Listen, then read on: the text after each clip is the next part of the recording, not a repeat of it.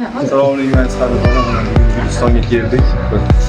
Qadrdon insonimiz uyiga tabriklab chiqamiz. Gullarni